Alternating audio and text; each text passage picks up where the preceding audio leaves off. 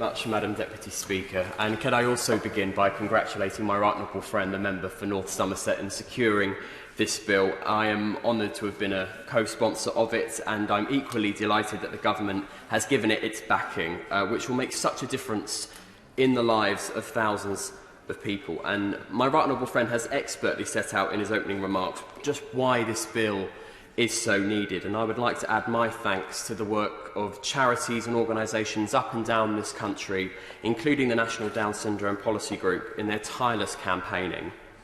And indeed, it's because of campaigners and charities, families from my own Carshalton and Wallington constituency that I came to co-sponsor this bill in the first place. And it's their stories that I would like to share partly this morning.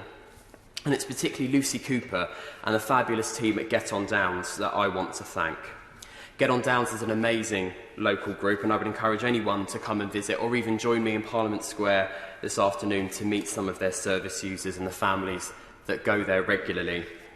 Get On Downs is a weekly support group for families of young children with Down syndrome or a prenatal diagnosis of Down syndrome in the Sutton area, including Carshalton and Wallington. And they have a number of key aims in supporting families.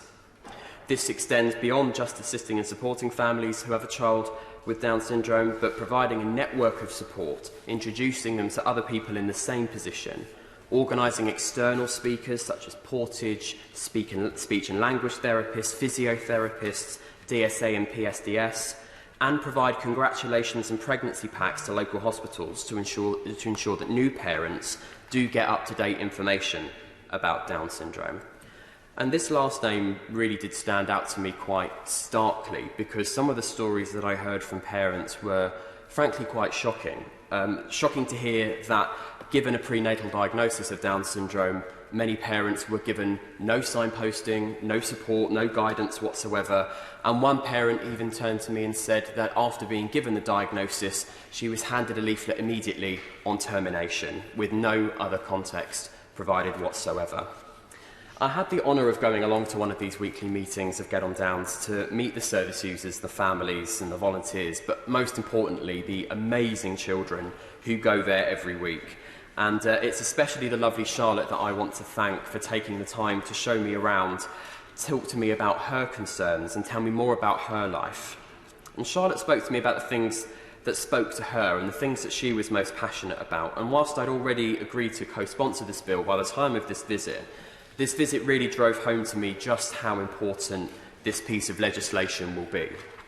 I am a firm believer that nothing quite demonstrates the impact of what we talk about here on a regular basis than when we go out and talk to those who are directly impacted by it. And Charlotte spoke to me about the messages that the National Down Syndrome Policy Group in particular were backing that spoke most to her. And Charlotte told me she felt she deserved equality, she deserved opportunities, she deserved paid work, and she deserved to be listened to. And I couldn't agree more. And I hope the whole House will listen to Charlotte and the 47,000 people living with Down syndrome in the UK today. As we've already heard, people living with Down syndrome face significant challenges throughout their life, and this was very much echoed in the conversations that I had with families that Get On Downs.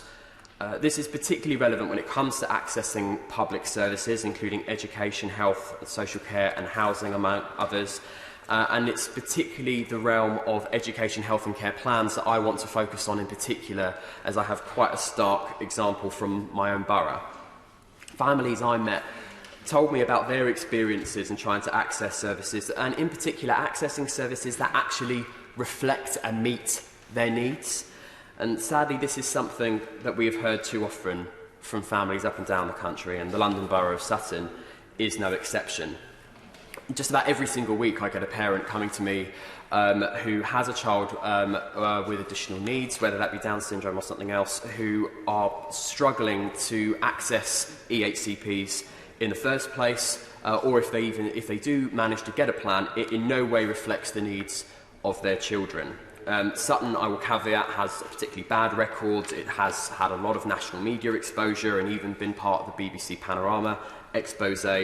But indeed, the reaction to this bill from some in local government, which, whilst supportive has been laced, I think, with some scepticism, says to me that this demonstrates to me, frankly, why this bill is needed, because it demonstrates that provisions within existing legislation, such as the Children and Families Act, weren't being properly applied in the first place.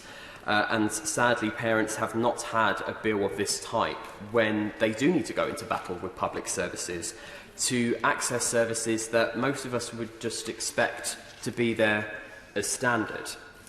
But this bill is, of course, so much more than just access to education, health and care plans. That is why the provisions in this bill are so important. It seeks to address challenges throughout life for people living with Down syndrome by ensuring that that guidance is there and that relevant authorities must take account of it when designing and delivering those services. And this really, again, is the point I want to emphasise. I said earlier that accessing services can be a struggle in the first place, but even when services are provided, they can be far from appropriate and to the needs of those that they are supposed to be supporting. I've come to... of course, I would happily give way. Thanks to the member for giving way. I think he's raising a number of really pertinent points, because it's not just about the dental appointments, the vaccinations and everything else that goes with what the movement bill is trying to achieve, but it's changing these attitudes to make sure that when you're handed that bundle, it's at the maternity hospital, it's not just a bundle with a leaflet. You know, it needs to be that the schools, the support systems are actually have got it in their minds that this is just another child that deserves their attention, deserves their professionalism. And I think through his speech he's making that point exceptionally well.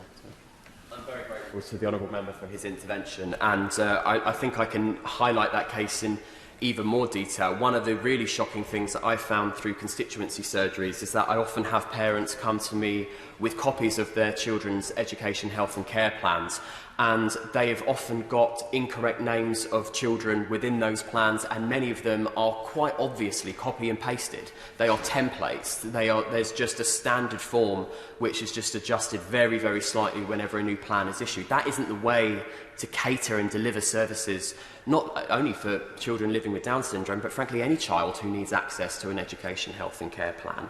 The whole point of that piece of legislation and plans like this, and the point of this bill, is to make sure that services are properly catered to the individual, that they reflect the needs accurately, and that is why I feel so passionately about supporting this bill. Because it will give parents and it will give people living with Down syndrome the legal backing of the state if they do need to go into battle. And I do really support the government in its approach to consulting with those service users and indeed those who will be delivering these services when it comes to designing that guidance. So a final point I would like to make as well, agreeing with my right honourable friend, the member for North Somerset, is that it is vital that throughout the passage of this bill that the issue of redress is also taken properly into account, so that we have that by the time it becomes legislation. I'd just like to put that on record.